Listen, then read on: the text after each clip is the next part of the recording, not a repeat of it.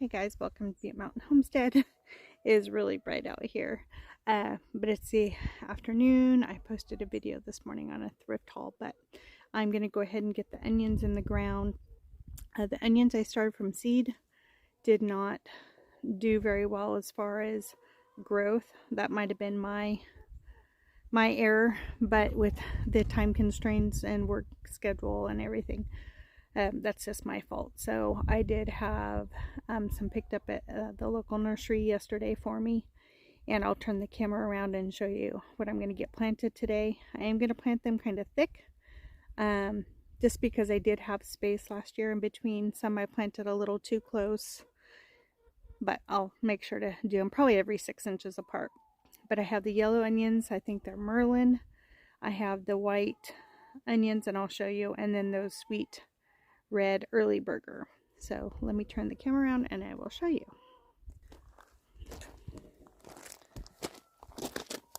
Oh. So these came in a bundle of 50. They are Merlin. They're 155 day. So that's a lot. That's about 5.5 months. So I'll be harvesting them around the end of June, because this is the beginning of November. So yeah, it'll be around May or June, which is fine because I plan on doing peppers around the end of May anyways. So we'll see what I have available to plant after these are harvested. So like I said, those are 155 day. Then I have the early burger. Those are 172 day. So that's pushing 5.5, 6 months. So again, that'll put us the end of May, beginning of June. And then let's see, not sure how many are in there. And then the white are probably the fewest that I have. These are, oh geez, just white sweet Spanish onion, and it just says 110 days. Okay, so that'll be around, oh gosh, March. Okay, well, you know what, I might put those out front then. I might do that, and I'll just space them all out by time. So yeah, I'll put these up front, the yellow ones in the middle, and the red ones in the back. And I mean, it's all going to be onions, minus these sweet peas that are growing. A frost will kill those. So I actually have one pea on there, I see. But yeah, frost is going to kill those. So that'll be fine. I'll get them planted, some fertilizer thrown in. I don't have any starter fertilizer, so I might go on the other side of the chicken coop and see if there's any more of that mix that I put in with the broccoli and stuff, and the brassicas. So let me see if there's any over there, and then I'll just get some thrown in. So hang tight. Okay, of course I forgot to push play, but I was able to get almost a full bucket of stuff. I didn't see any worms in there, but that's okay. It's still broken down straw, and it's not really direct chicken manure, but it's washout from chicken manure, so it's in there somewhere. The only problem I've just realized is this stuff is underneath the hollyhock beds or flowers. So I might have to do some serious hollyhock weeding out if they start sprouting up.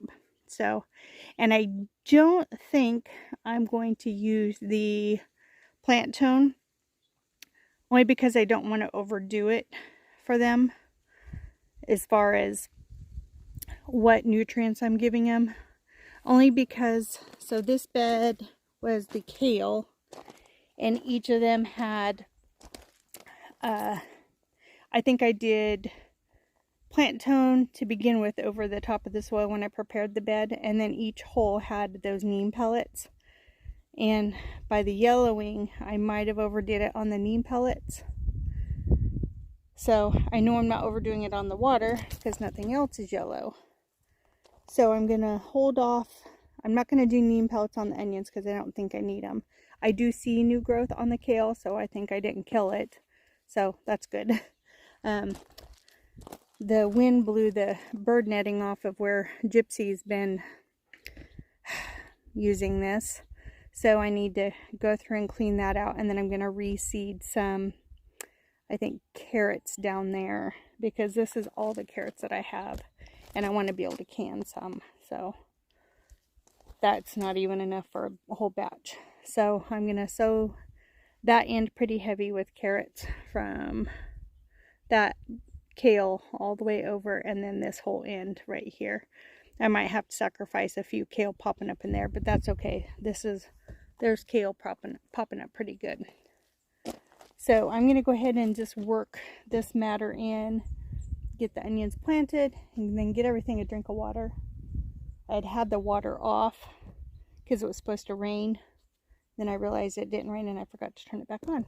So I've been kind of running it a long cycle. And I've been waiting to do the garden beds until after I got the onions planted. So I'm going to go ahead and get this set up. And I'll show you kind of briefly what I'm doing. I'll start at this end. But you basically just, last year's video is the same. But you just basically separate them. And then I make sure the roots are in and the bulb is kind of closer to the surface. That way they get a really good chance of bulbing out. That's what I do, and I've been pretty successful, so we shall see. I am going to pause this for a minute though while I go get a hand rake. So I'll be right back. Okay, I had to do a pit stop and feed the birds because they keep getting in the chicken coop and eating their food. So I had to top off their feeder over there, and they're enjoying that. So anyways, I'm going to put you guys on time lapse and get these planted, and then I'll show you at the end when I'm all done.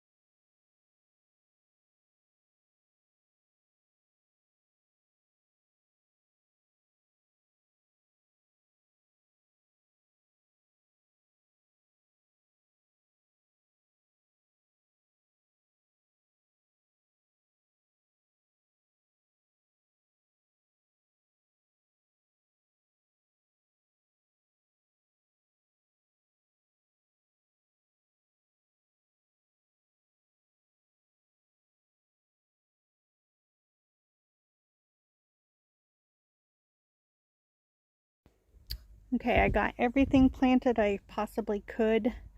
There's some that are a little close, and I have quite a few left over of the red ones and a few left of the yellow ones.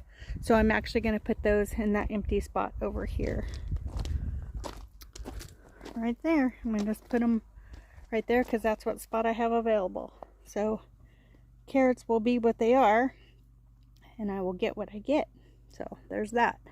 Then once the lettuce is done here, a freeze will kill that. Unless I cover it, but pretty sure a freeze is going to kill it. I'm going to try my best to cover it because we've been using it every day for sandwiches. And then I've just been saving it to use for sandwiches and then just buying lettuce mix. So I thought I sewed it a little bit thicker than that, but I guess I didn't. I mean, I did. There's some right through there. Oops. Right through there. But not very much. Then the beets, in normal fashion, are not. They're not doing much. I don't know. I cannot grow beets. I did one time, and that was it. And they weren't very many of them. Oops. That one's stuck. Oh, shoot. And that's a golden beet, too. That's one I like. Actually, I've been liking the beets, the homegrown ones. So, and my pickled beets too. No, oh, get off of there. Darn it. There we go. Oh, and I see there's ants in there. So I need to do something about that. Darn it. Got aphids on there too? Yes. Oh, you little buggers. Alright, well, I need to address that. Probably why they're not doing anything. Alrighty. Yep. Darn it. Alrighty, well, I'll get that taken care of. But yeah, I'm going to get the rest of those onions in and that spot right down there. There's Gene headed out. Oh, he just waved. Oh, he just honked. Yep, there he goes. Headed out. I was getting the soil prep for the rest of those onions and I heard the tractor running this way, so thought I'd hop on here. So he's down there helping move that big gate out of the way. It's big like that so the equipment can get through. All the other gates are just so cattle can get through, but there's quite a few gates that are for equipment to get through, so.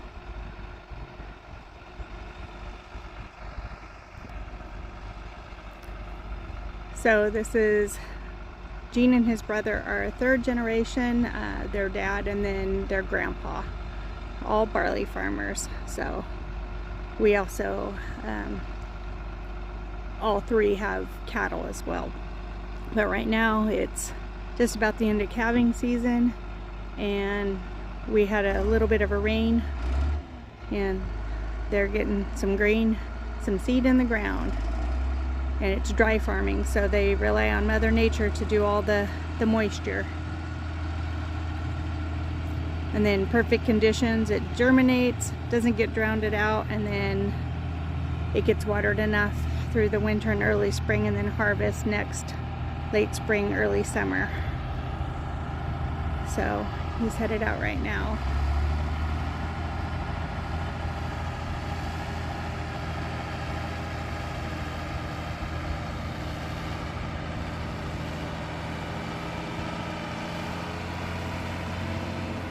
Alrighty, I'm gonna head back to planting onions.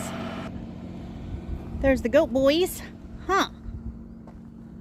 As soon as Mama's done with onions, you're gonna see me. I'm gonna take down all your fence, take down the compost bin, and then mark out some holes and hopefully get some holes dug. We decided to make the goat pen just, we were gonna do 6 by 12, but we decided 4 by 8 is plenty for them.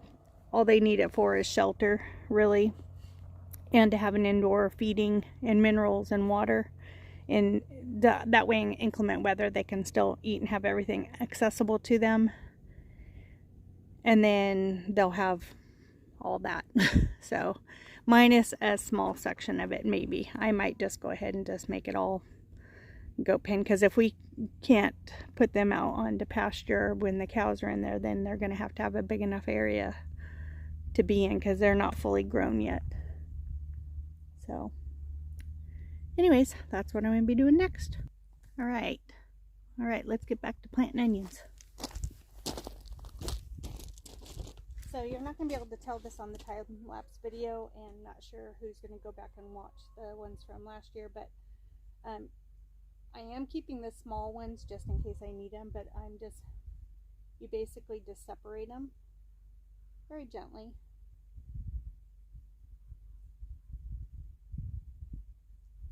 And then you just plant them. And then there ends up being like a clump of roots. I just kind of take those off, but I don't think I'm going to need these little guys. So I'm going to go ahead and just sacrifice those. That I still have all these. And then the yellow onions, the rest of the yellow onions. I'm doing them about 6 inches apart. And this is on spray emitters, so it'll get everything. And this soil is really nice. I think I did a good enough job of mending this one.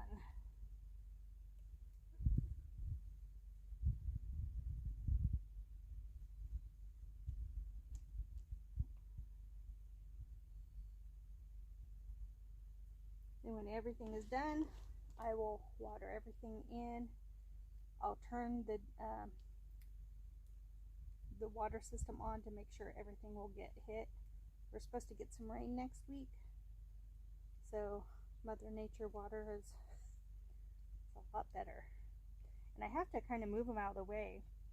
Over there I ended up planting some kind of a little wonky because these kind of get in the way. So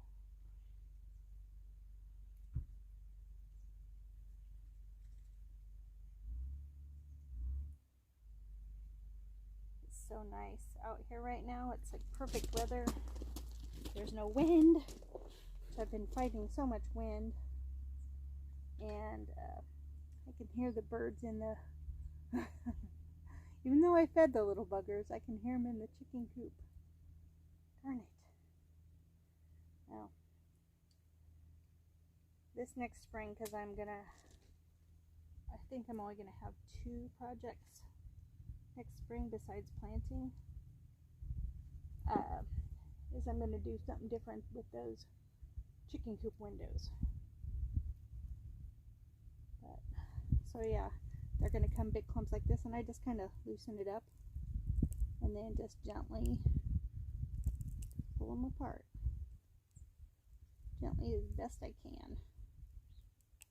Some people start clumps just like in the ground in a spot in their garden, and they kind of dig it up, which will be then a big clod, and then they separate them. That way they don't have to rely on a greenhouse, and they're already hardened off. So, and I hear a water system behind me dripping, so I'm gonna have to get Jean to tighten that for me. I think we're gonna have a cold winter this year, so those timers are gonna come off anyways once it starts raining, and I'll just have to hand water everything to keep everything hydrated. Yep, all the birds. Well, once the onions are in, that's going to be it on planting for me. Because these onions are going to take up. Oh, I just realized this section's not going to be available until the end of May, beginning of June. Somewhere in there, because these are the 172 day. Which if I need it and they're big enough, I pull them. That's what I did this year, is I needed the space. So I went ahead and just pulled them. But anyways, I haven't been on here kind of just talking while I'm planting in a long time. I kind of do before and afters, or I say what I'm going to do, and then I do it, and then I show it afterwards. But to talk actually through it, I usually don't do that. But I got overwhelmed recently with all the stuff that needs to be done, and the winds and the rain coming, and the possible bummer calf, which, knock on wood, we haven't had yet. So luckily the calves and the goats haven't had to share a space. And this end down here is kind of wide, so I'm going to go ahead and squeeze in a few more if I can. I'm not going to do any between the kale, because the kale are going to get big. But on this edge right here, I think I'm going to figure out some.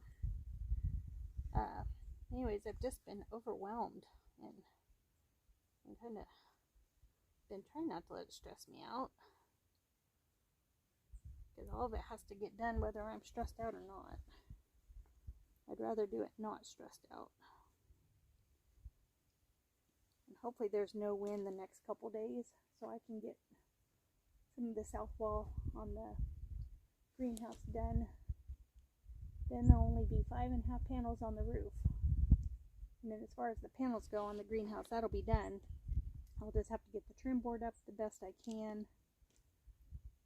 And then the inside I can do whenever. I don't need it until February. I just wanted the structure done. But if I need to, I'll tarp that potting shed where the roof isn't done until Jean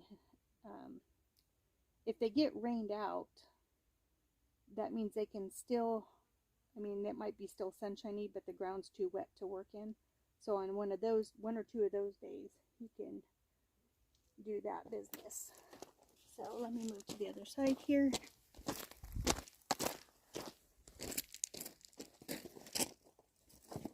All right. I'm going to do the rest of these red ones right here. Yeah, this will be perfect. Okay.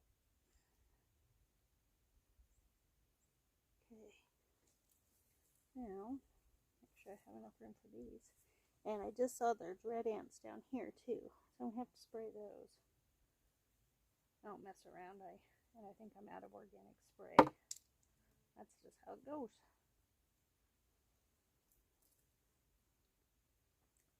But I think I'm gonna,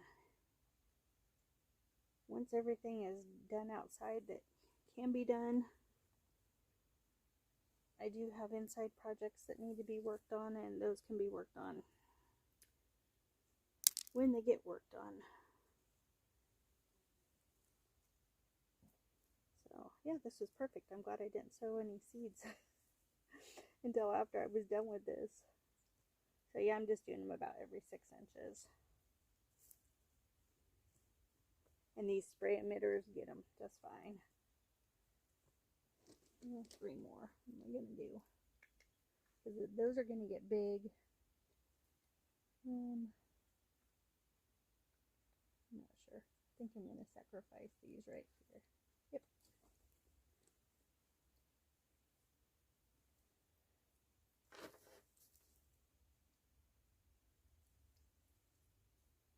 And that one right there. Alright guys, onions are in. Let me get them watered in real quick and then finish this video.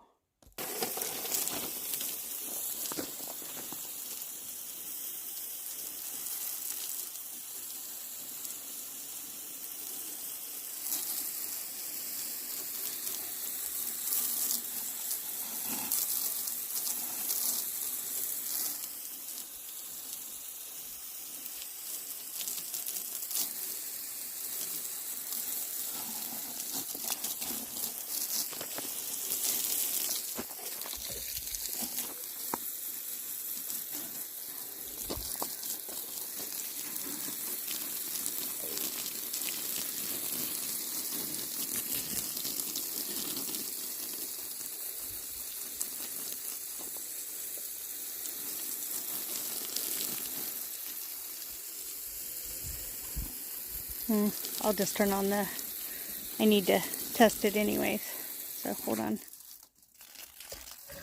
Trying to do this one-handed.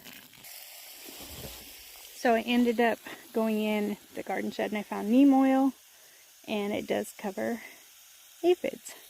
So I'm going to go ahead and go give that a light spraying, and if any spider mites are left in the soil, that will also get them as well.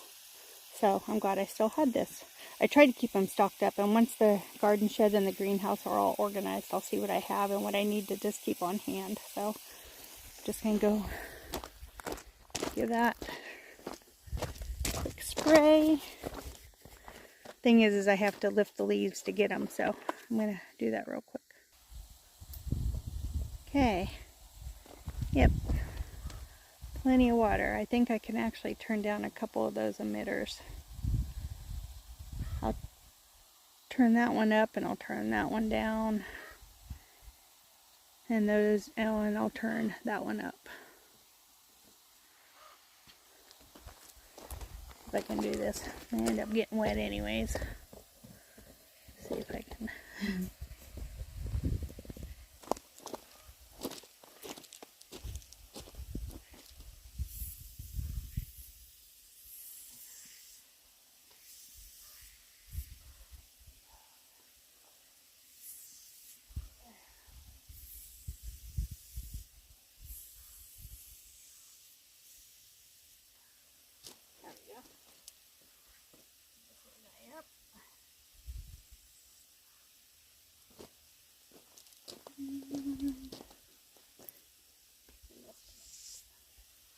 There we go. Alright.